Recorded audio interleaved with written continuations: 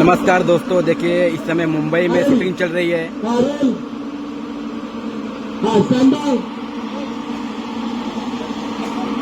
प्रमोद प्रेमी यादव जी का है।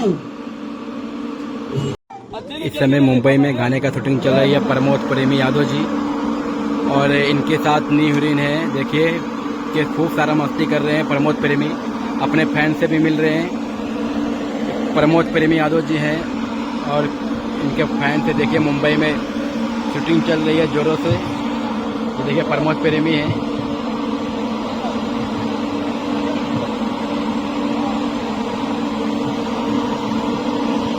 देखिए प्रमोद प्रेमी अपने फैन से मिलते हुए नजर आ रहे हैं। जोर शोर से चल रही है शूटिंग। आप लोग को अरिबा न्यूज भोजपुरी में सबसे बड़ी खबर है ये। प्रमोद प्रेमी यादव जी का मुंबई में शूटिंग चल रहा है।